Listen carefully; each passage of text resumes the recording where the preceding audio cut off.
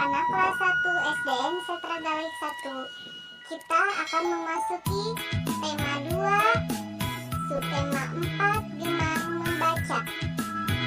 Pembelajaran 3. Selamat pagi anak-anak, ketemu lagi ya sama Ibu Guru di hari Kamis ini, yaitu di pembelajaran 4.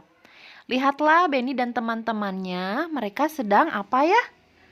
Betul, mereka sedang berolahraga dan mereka berlatih melakukan gerakan mendorong. Nah, jagalah jarak mata dan bacaan saat membaca. Menjaga jarak membuat kita sehat. Olahraga juga membuat badan sehat dan kuat. Ayo kita berlatih gerak mendorong. Nah, sekarang coba kalian praktekkan di rumah gerakan mendorong. Bisa ke tembok atau matras atau benda seperti pada contoh. Nah, gerakan mendorong ini menguatkan otot tangan dan otot kaki. Salah satu kaki kita harus bertumpu di depan dan satu kakinya lagi bertumpu di belakang. Ya, lihat pada gambar. Lalu sekuat tenaga kita mendorong benda di depan kita dan kalian berlatihnya boleh dengan teman atau anggota keluarga.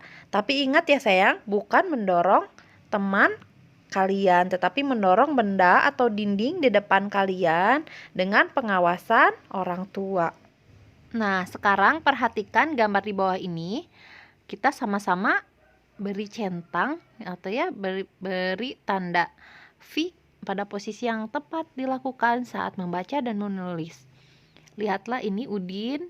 Cara duduknya dia seperti apa? Punggungnya membungkuk, kemudian dagunya ditempelkan di atas meja, jarak pandang juga terlalu dekat. Apakah ini betul dilakukan ketika saat membaca dan menulis?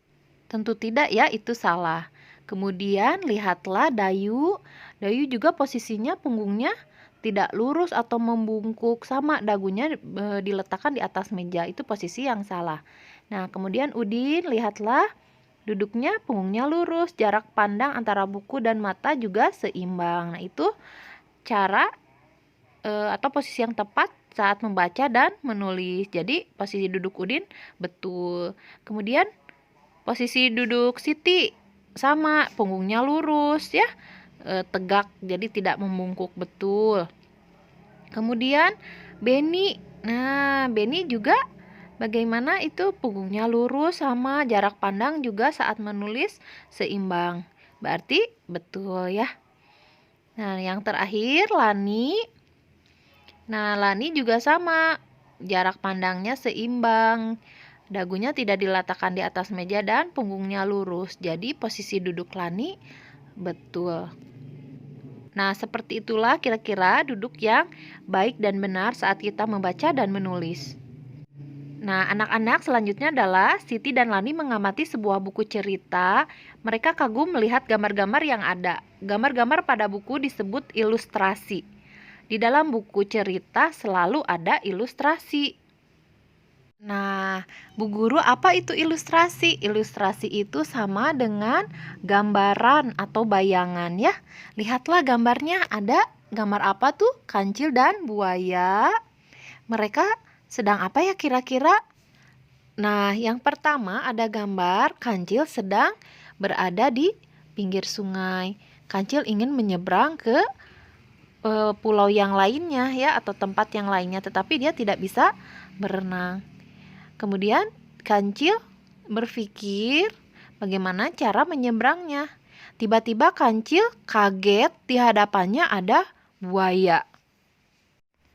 Buaya pun sangat girang karena ada kancil. Dia ingin memakan kancil tersebut. Tetapi karena kancil adalah si cerdik, maka dia berpikir untuk menyeberangi pulau tersebut ya, atau ingin menyeberang sungai tersebut dengan cara bagaimana ya? Kata kancil ke buaya, "Aku akan menghitung berapa jumlah kalian. Ayo berbaris dengan rapi supaya aku bisa terbagi-bagi dengan teman-teman kalian. Jadi bisa memakan aku dengan jumlah yang adil." Nah, tanpa berpikir panjang, si buaya langsung menuruti. Mereka pikir kancil tersebut betul ya, harus dihitung ada berapa, nanti si kancilnya dagingnya bisa dimakan rata dengan teman-temannya. Kancil dengan tanpa berpikir lagi, dia menyeberang dan berhitung sampai dia tiba di pulau yang akan dia seberangi. Si kancil pun mengucapkan terima kasih kepada buaya. Terima kasih buaya, kau telah membantuku menyeberang. Dan si kancil pun lari. Oh, senangnya bisa terbebas dari jeratan buaya, ujar kancil seperti itu dalam hatinya. Kancil merasa bersyukur telah terbebas dari jeratan buaya.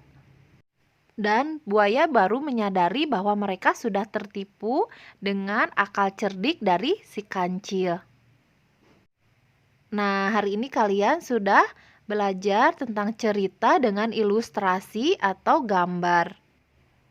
Nah, selanjutnya Ibu akan menjelaskan tentang buku harian.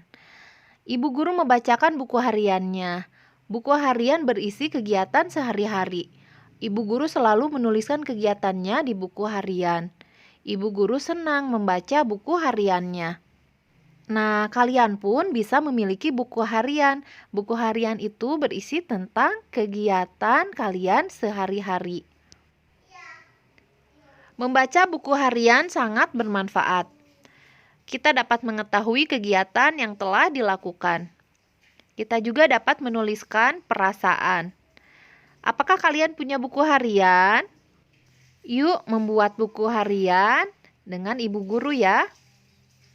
Hiasilah halaman depan buku harianmu. Tulis kegiatanmu dalam buku harian.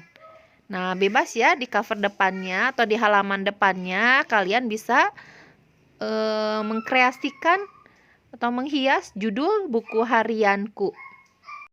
Ini ditulis di buku kalian saja kalau tidak ada buku yang baru. Kemudian jika ada yang sudah lancar menulisnya, tulislah kegiatan kalian hari ini. Misalnya boleh saya bermain dengan teman, diceritakan ya atau ditulis, tetapi tidak harus panjang-panjang. Nah, bagi yang belum lancar menulisnya, kita akan samakan dulu isi dari buku harian kalian ya.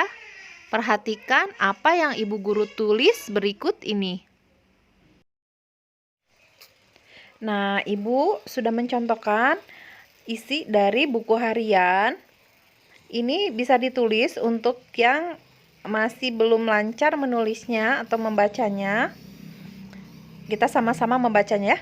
Hari ini aku senang belajar buku cerita tentang kancil dan buaya. Kancil cerdik, buaya tidak cerdik. Agar pintar dan cerdik, aku harus rajin belajar. Kalau sudah menulis, jangan lupa dieja atau dibaca. Dan bagi yang sudah lancar membaca atau menulisnya, boleh dengan bahasa sendiri ya, menuliskan buku harianmu dengan menuliskan kalimat-kalimat tentang kegiatan hari ini. Segitu saja ya pembelajaran dari Ibu untuk hari ini. Jangan lupa tetap semangat. Wassalamualaikum warahmatullahi wabarakatuh.